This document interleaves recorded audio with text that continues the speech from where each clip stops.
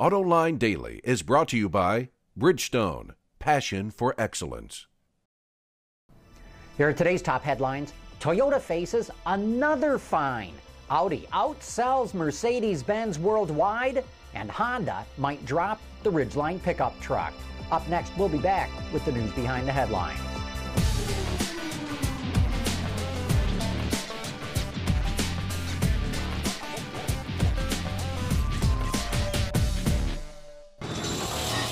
This is Autoline Daily for Monday, April 12, 2010, and now the news. An analysis of Toyota documents by the Associated Press alleges that the company used questionable and evasive tactics in fighting lawsuits. The AP cites examples where Toyota would tell the court it doesn't have information when in fact it did, or would even ignore court orders to turn over information. The AP investigated dozens of lawsuits over the last decade. And right on the heels of that, the National Highway Traffic Safety Administration is considering slapping Toyota with another fine for knowingly delaying a recall for accelerator pedals.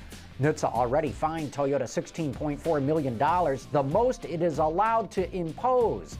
No word yet on what the next fine could cost the Japanese automaker. Audi is on a roll. The Wall Street Journal reports that strong sales are propelling Audi to all-time records. For the first quarter of the year, Audi sales are up 26% to 264,000 cars. And get this, Audi now outsells Mercedes-Benz worldwide. A key reason is Audi's success in China, and it expects the good times to keep on rolling when it brings out the small A1 later this year. 80% of A1 buyers are expected to be new to the brand. GM also has some ambitious goals for China. According to Bloomberg, the company is targeting $3 million in sales in the country by 2015. This year, GM will sell 2 million cars in China, 4 years ahead of schedule. To reach those goals, GM will introduce 25 new or refreshed models in China by the end of next year. Buick is often perceived as a brand that your grandparents might drive, but that's beginning to change. According to the Detroit News, the average Buick owner's age dropped from 72 to 65 years old in the American market. That's still old, but it is an improvement. The success of the Enclave and LaCrosse has helped to drop the average age, and it is expected to go lower once the new Regal goes on sale. Buick says other than marketing to younger buyers, it's equipping its vehicles with more high-end content, which has helped attract more customers. This story comes from pickuptrucks.com, but we found it on Autoblog. If rumors are true, Honda is dropping its Ridgeline pickup. The boxy front-wheel drive truck is slated to go out of production in 2012, and according to the article, no replacement is in the works.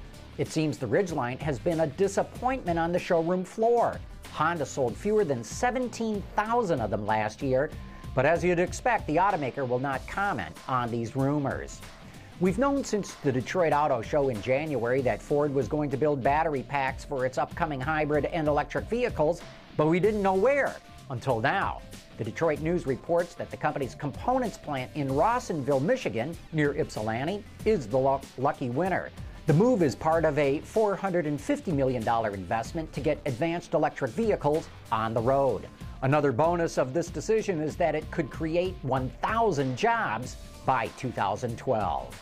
Coming up next, I take a ride in the new Hyundai Sonata with the CEO of Hyundai, John Krafcik.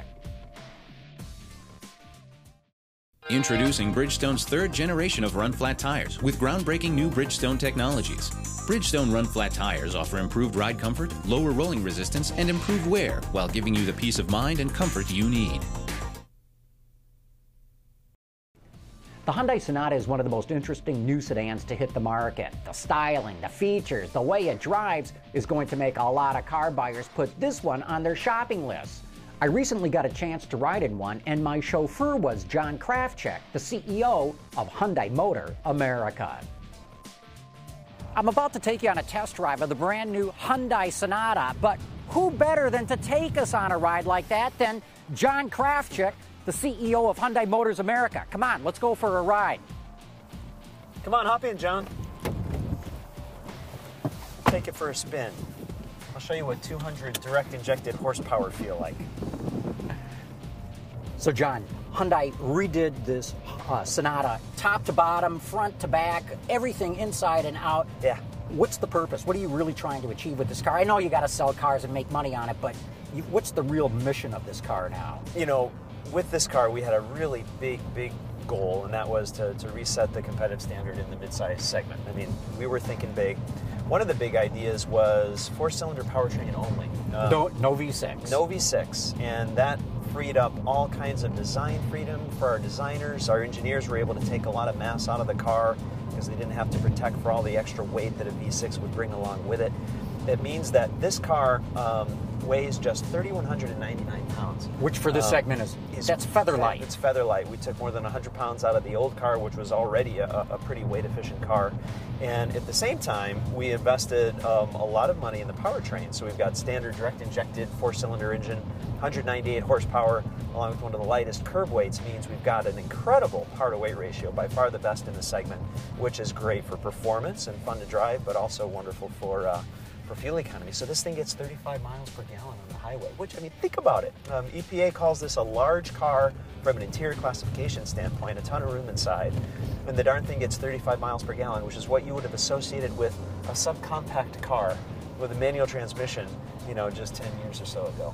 But you must have pretty ambitious sales goals for this car, too. We are not shy about setting aggressive sales targets at Hyundai. It's one of the things that differentiates us. John, thanks so much for taking me around here. It's great to have the CEO of Hyundai Motors America taking me on a test drive here. No, it's our pleasure. Always happy to do it for you, Jeff. And I'm also going to get this guy to give me a walk-around styling analysis of the car that will run at some point here in the future. You know, I can't wait to drive the turbocharged version of the Sonata, and we should get a crack at driving that later this year. And that is it for today's top news in the global automotive industry. Thanks for watching. We'll see you tomorrow.